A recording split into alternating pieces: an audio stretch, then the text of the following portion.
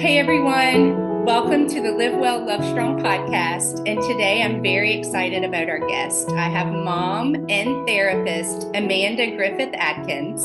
And she is someone that we've been wanting to talk to for a really long time. So, Amanda, welcome and thank you for being here. Thank you. I'm so excited that we pulled this off. Two busy moms. We made it I'm, happen. yeah, so good, so good. Okay, so you are both a therapist and a mom. Can you share a little bit about how your caregiving journey began and like how it's kind of changed you a bit? Yeah, so Asher is my oldest son, and he has Prader-Willi syndrome, which is a genetic syndrome, about 1 in 20,000. And so shortly after graduate school, I started my first job. Kind of felt like, okay, I'm figuring this out. I have a postmaster's degree. Had been married for a few years and surprise, got pregnant. And which, I thought, hey, whatever. I'm young. I was 25 at the time, but I thought, Yeah, that is we'll young. make, yeah, very young. I thought we'll make this work. We're okay. We both have jobs, whatever. Right.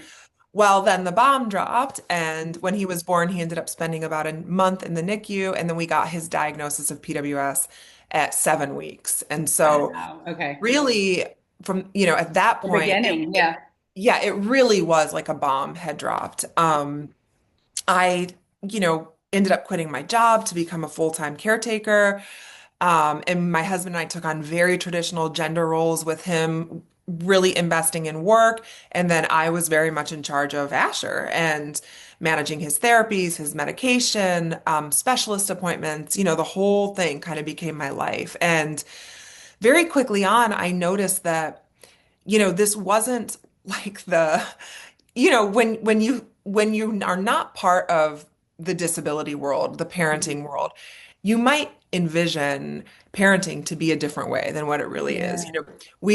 There's a lot of pressure, right, to like put your best foot forward and you know, um, I'm so thankful and God won't give me more than I Yes. can Hashtag handle. blessed. Right. Exactly. Hashtag blessed. Exactly. And I just very quickly found that my experience was not hashtag blessed. Yeah. I felt Yeah. very much Same. Yeah. hashtag unblessed and cursed, if you will. Yeah.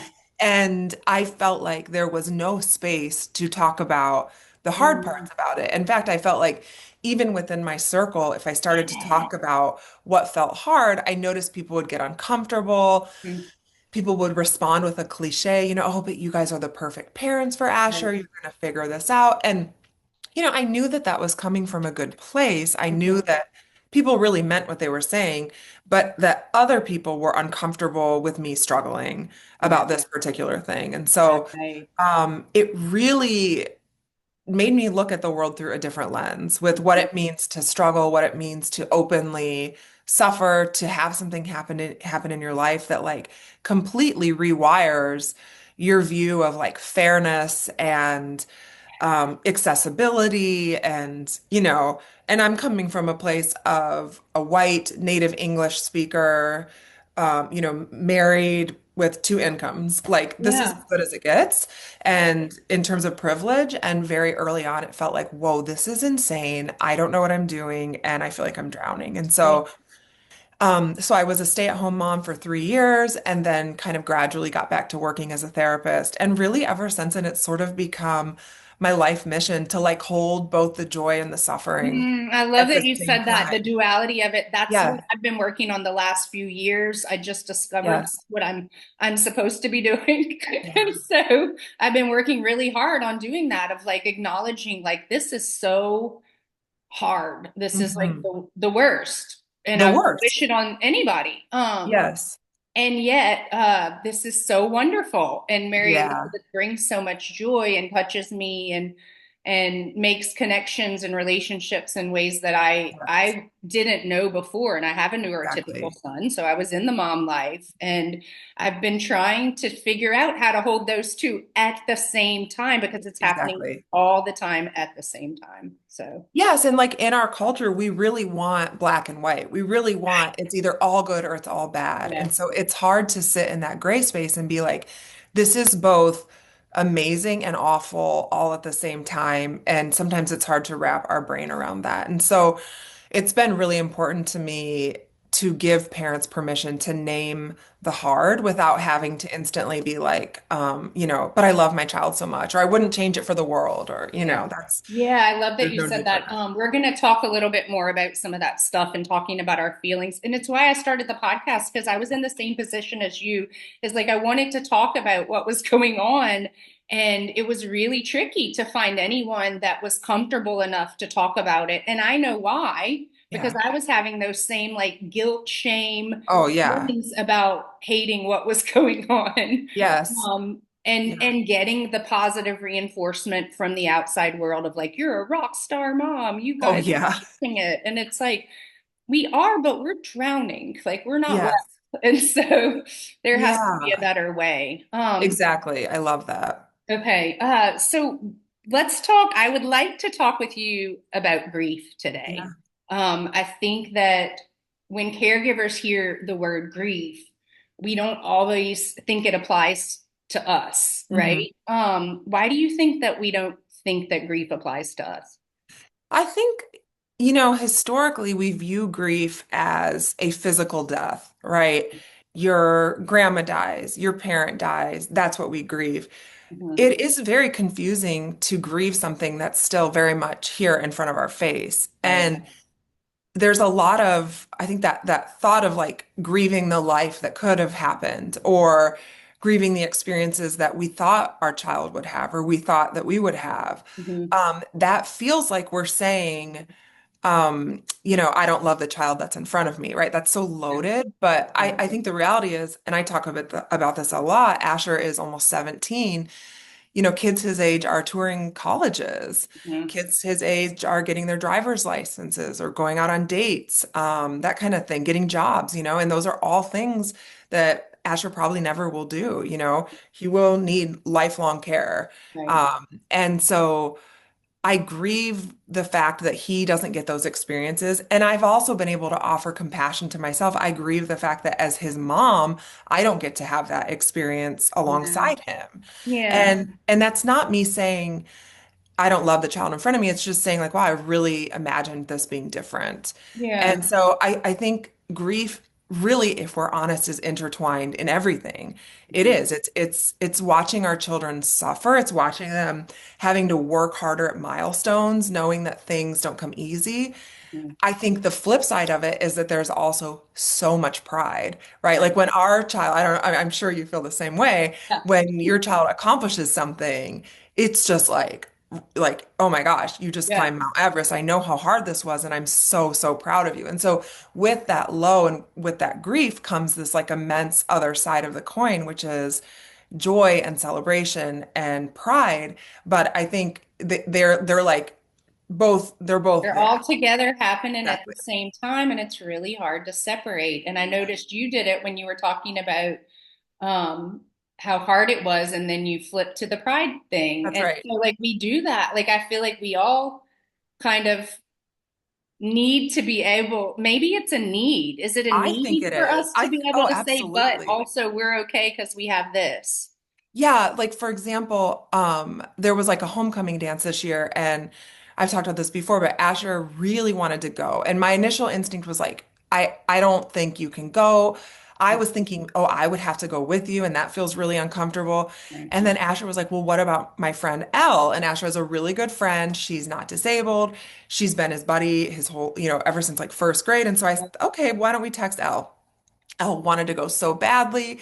So, Ash he got a suit, she wore a dress, she did the whole thing. Like they asked each other to go with So signs. And sweet. it was, Yeah. oh, and I was like, wow, there is a lot of grief in this experience that he's not driving, like it's just not what I envisioned it. But on the other side, it was like the best day of my life, like I can watching him only go. imagine. We're going to try to do prom next Oh year, and my I can gosh, just it's like, the oh, best. It was the yeah. best. Like he bought a flower, puts the flower on her wrist. Like, oh, like I even gave him my credit card to like pay at dinner, and she helped him do it. It was just like it was laden with grief that it wasn't the way I'd envisioned it. But once I opened myself up to like see the possibility, it also was so joyful at the same time. Oh, I Yeah. can only imagine. Yeah. I want to see pictures from that. Yes. Oh, I'm so excited for you too. Okay, I know. Okay, so we talk a lot about ambiguous grief. Mhm. Can you explain what that means, in a way that caregivers can immediately recognize it in themselves? Yeah, so ambiguous grief is a term that originated with people like in war, basically, when maybe in war they would, if somebody would die, their body would go missing, and their families would be like, "I'm grieving you, but I don't even fully know what happened to you." Or it can also go when it was originally when the like term was invented.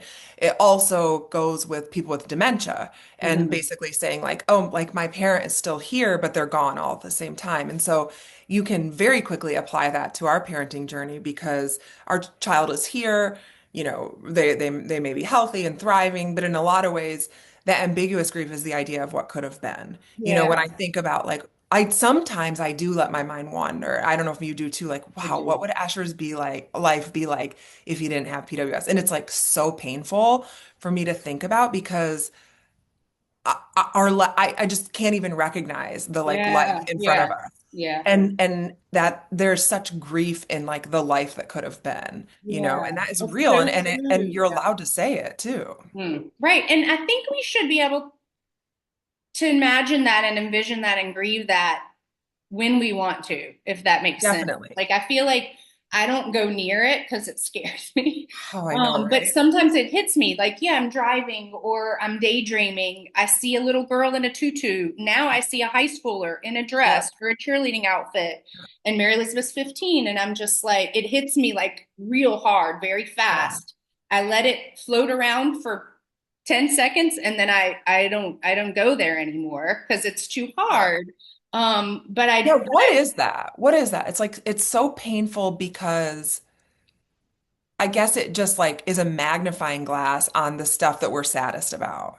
Yeah, and for me, I don't know. For me, I have learned that in this whole journey, this parenting journey, Mary Elizabeth's taught me a lot about myself and my life and what I'm supposed to be doing here.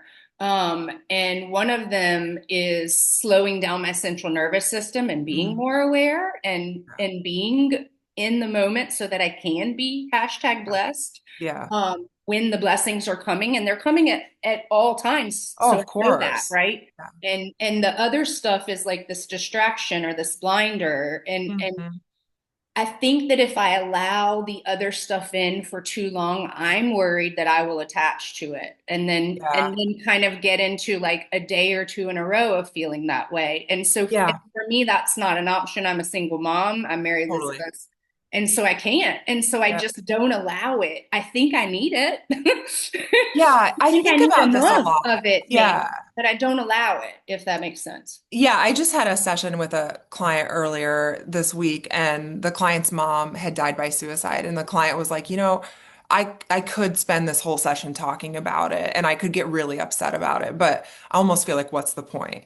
Like they were like, I don't need to process the death anymore. It's Mm. sad. And if I hang out for too long, I know it's just going to overtake me and I'm going to be sad all day. And I was like, I totally respect that. And I can relate to that. And I think that's what you're touching on Yeah, is that's what I'm saying. it's good for us to see it, to feel it, to acknowledge it and be like, ooh, that's there. But I think if we stay there for too long, it is kind of like, what's the point? This is not, it doesn't make us better parents. Right. It's not necessarily a grief that we have to process and work through because it's perennial, right? It's always And there. I think in this specific case, and me and my friend Kelly, who you know Yeah, really Kelly. talk about this a lot, it's like not that a death would be easier because I don't know what it's like to lose a Of child. So course. I have no idea. But there's a beginning, a middle, and an end to that. That's right. That's And right. there is just precariousness in my Yeah, situation. Like it's just precarity. Like I have no idea what's going to happen in the that's next right. moment. And I don't know whether I'm going to still have Mary Elizabeth in a year or I'm going to have Yeah. her in 20 years or I'm going to have her in 30. Like I have no idea. And so Yeah. I think that's a big piece of it too, perhaps, of like, Oh, definitely. Definitely. There's just so much unknown and it's scary to touch all that. And so I think it's like, in the mindfulness world, they say our thoughts and feelings as if you're like driving in a car, riding in a train, and the trees are going by. That's how, a way that that we can view our feelings and thoughts. And I Mm. think it's helpful to think of them in this situation, like a scary thought like that, or a daydream of what life would be like if our child wasn't disabled, and to envision ourselves in that train with the trees going by. It's just a passing thought. We Right. can slow down and look at it, but I think to really like get out and climb that tree would really be doing ourselves a disservice. Yeah, good. I'm It's so too much. glad you said that. I feel that way Yeah, too. And sometimes I don't quite know. It's like, should I be processing this or should I just keep moving on? But right. in the moment, it feels like, and especially now that I'm feeling my body and I'm feeling my Yes. feelings, it feels like, yeah, I should notice it and acknowledge it. Like it's Notice a it. tree, I see the tree, but I'm not going to climb the tree. I That's can't. right. Yeah. And I think that another important step too, and I'm always saying this, is offer yourself compassion. You feel that feeling, you think it, our mind wants to go to, okay, good moms don't think about this. Like, oh, I'm so ableist. Like, but instead of going there, pause and say, it's so normal to think about the what ifs. I think about the what ifs. What if I would have went to a different college? What if I would have chose a Mhm. different car? That's a Mhm. normal part of life. And so to think, what if this, like the most defining thing that's happened in my life, what if it didn't happen? That's a normal, healthy thought. Yeah, I like that. Okay, so what do you say to a caregiver that's ashamed of their grief? Besides telling them it's normal, how else do we like work through it, whether we're with friends or together in our little community, or if we're just talking to ourselves? Like, what are some of the Yeah. best things that we can say or do?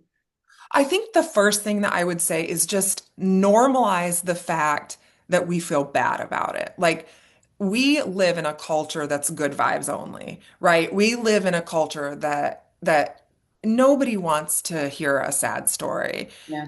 That's just the reality of our culture. There's not a lot of space for whether we want to call it grief or sadness. Or if we're sitting and suffering with someone else. Yeah. Oh my gosh, Yeah. totally. Even in something as profound as the dying process, we don't want it to take a long time. No, we We don't. don't want it to drag out. That's too much pain for us. And we don't And want other people involved with it either. I totally was talking with private, someone today whose mom is dying and their family is not there. And she was like very grateful for that.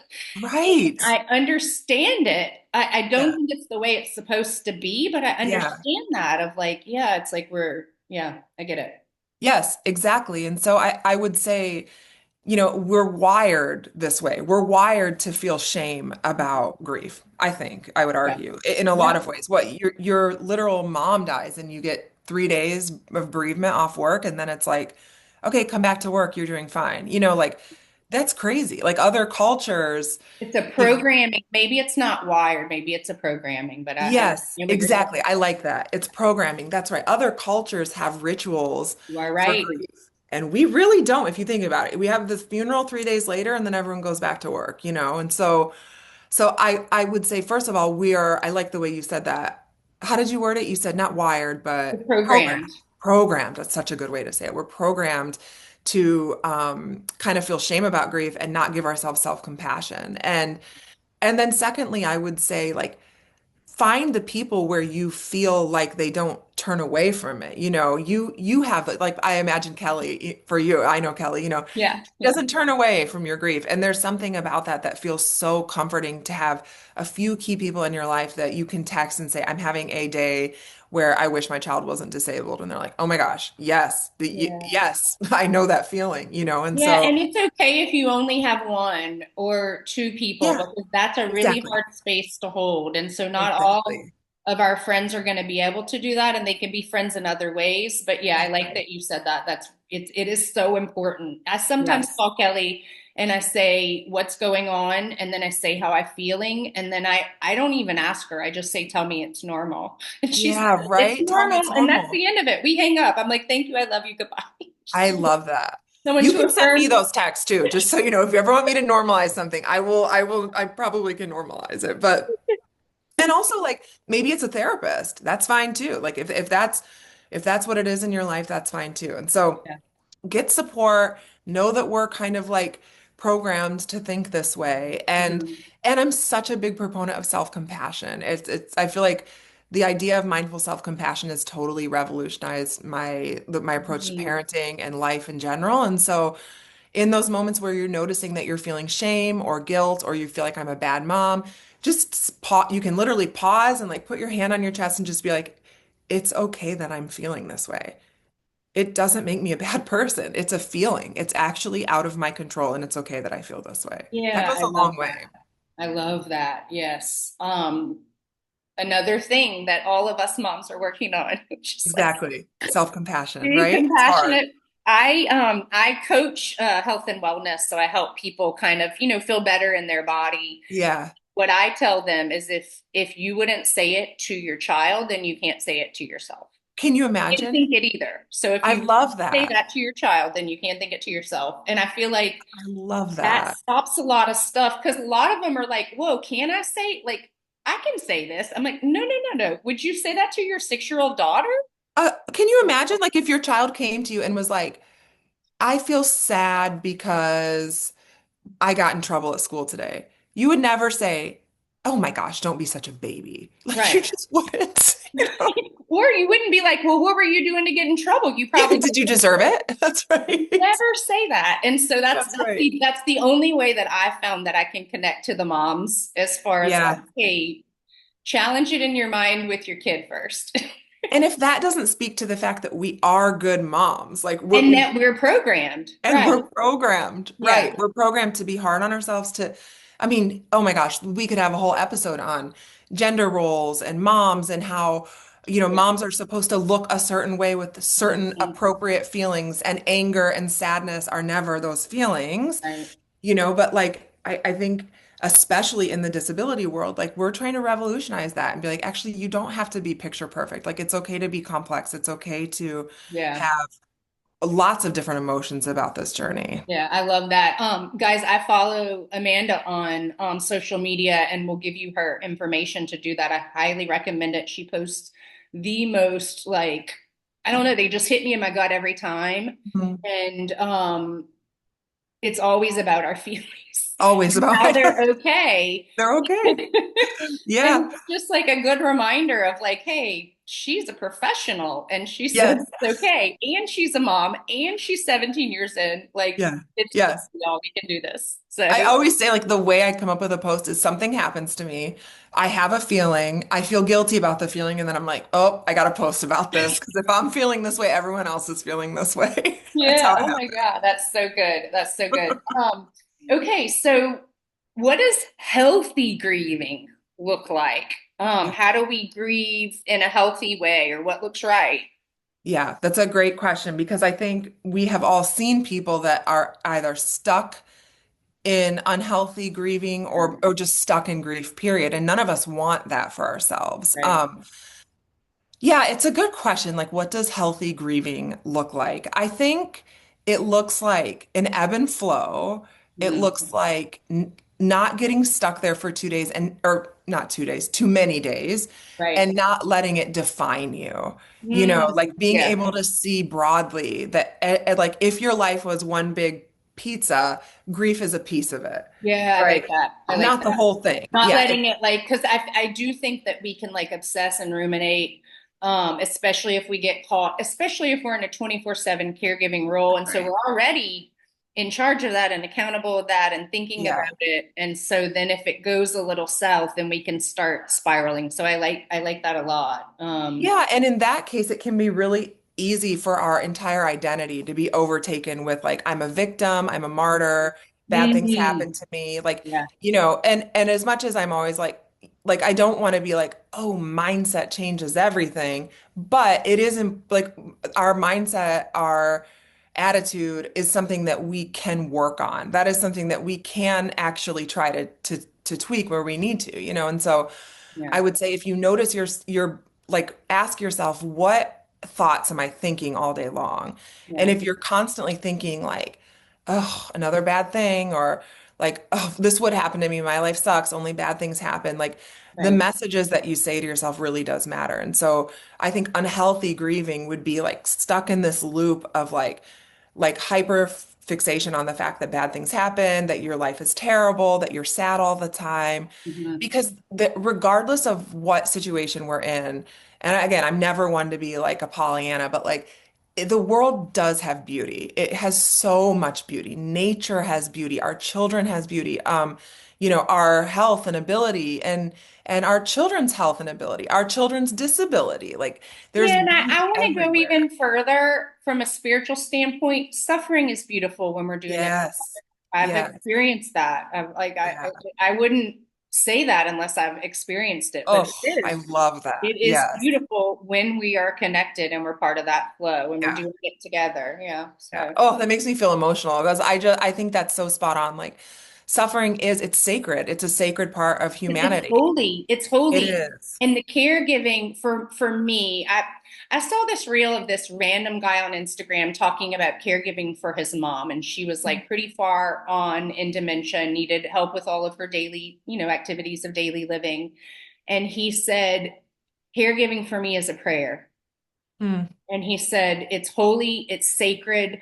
I get the opportunity to provide dignity and Mm. respect and Oh, honor love this that. person who is so very important to me, who is a loved Yeah. one. Um, and it's hard and it's undignified. I'm changing your Yes. underwear, like it's Yeah, undignified. And yet I get the opportunity to ask God, like, give me dignity in this, give me totally. holiness, give me love is what I like, show me the love in this. Yeah. And And there's no more beautiful way to love somebody than loving them in those times of vulnerability. And I think the same could be said for our children. yeah. Yeah. So a lot of times I'm one of those wacky moms. I haven't always felt this way. I was a martyr for a really long time, Mhm. Amanda. I like really fought that of like, how Totally, me hard is too. this? And oh my gosh, like, ugh. Um, Yeah, but now I'm kind of the mom that's like, oh my gosh, we get to do this together. totally, Not totally. always. Sometimes I hate it. Yeah, But but sometimes I agree, but there are days where I'm just like, wow, yes, this, this is so I beautiful, just, this yeah, community. It totally. is disheveled and Yes. chaotic and precarious and sad, and Hmm. also there's so much strength and it's like the human stuff that we want. Our community reflects it so beautifully, the moms, the Definitely. caregivers, and the children and the loved ones, the dads, the people coming in. Like I just feel like Yeah. I'm living in an ideal, the way I want the world to live is Right. I'm living in my community. And Right. so I see that really, really clearly now. Hmm. And I I, love that. And I think to get back to the question about grief, like I yeah, think in order to see the good stuff, like you're saying, in order to see the depth of yeah, and the breadth of it, like we have to be able to feel the other side of it too. yeah. Like truly feel it, you know? Yes. Yeah. Yeah. I like that so much. I like that so much.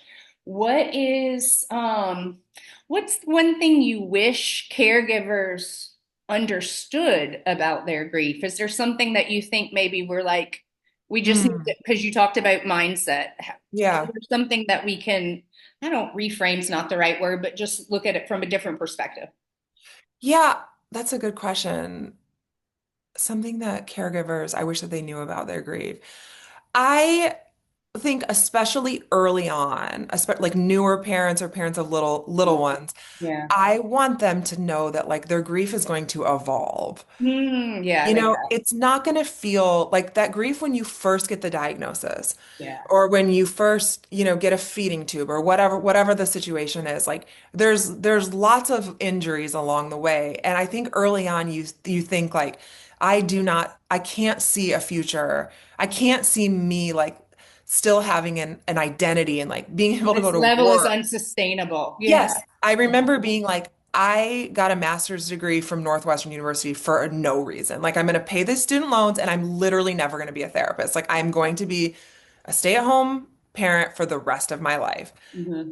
because of the situation. And I believed that. And it looked that way for a long time. And then finally, I was like, fuck that. Like, I don't want to do that. I'm clawing Oh, out of the hole. yeah, I want to have a career and yeah, I can like honor myself and my needs and be a mom at the same time. And so, everybody's story looks different what that means for them. But I yeah. think it's important for a new mom, new caregiver, especially to know that like your life's not over and the story is unfolding. and even now for It's gonna us. change, right? Yeah, I would have never pictured that I am where I am now and that Mary Elizabeth is where she is that's now right. 15 years That's ago. right. Yeah. I mean, and you mentioned other things like being a single mom or like, you have a death in the family. Like, stuff happens all the time that's evolving our story that Mm. we're like, whoa, I didn't see that coming, or maybe I did see that coming, but I never thought it would really Yeah. happen. And, even right now, we have no idea 2 years who's going to come in our life, who's going to leave our life, what it's going to Right. look like. And so, Yeah. I would just say like have hope because Hmm. there is still plenty of hope and your grief is evolving and you're not always going to feel exactly how you feel right now. Yeah, I love that. Thank you. Thank you. Okay. We are kind of wrapping it up now. We're towards the end. We talked Oh, about good. some good stuff and I Yeah, we appreciate did. it. I ask all my guests this last question. Okay. What are you doing in your current life? And it could be silly or it could be serious, to live well and love strong. Oh my gosh, I love that. Well, I have this sitting right here, and so I'll just show you this. It's a picture of a horse, and because I took it down off my little thing I there, like but it. I am 43 years old, and in the past couple of years, I've started riding horses, and it's something that I was never raised around it. It's fun, it's scary, and I think that's symbolic of the fact that I'm very much middle age. I'm done having children, and I'm like really loving the fact that I can explore what I love, and it can be something as completely unfunctional as riding horses. That there's no functional purpose in my life to do Yeah. that other than the fact that it brings me joy.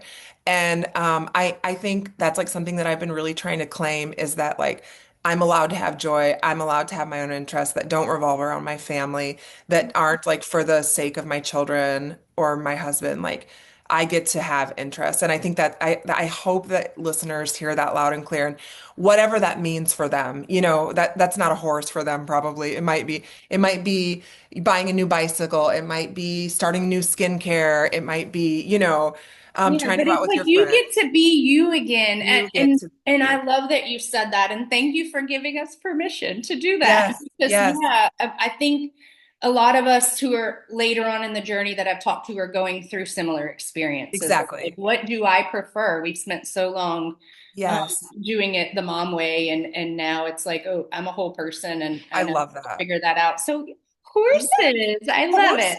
Yay. Yes, yes. Awesome. Awesome. That's Awesome. Okay, uh-huh. Amanda. Well, thank you so much. I have loved You.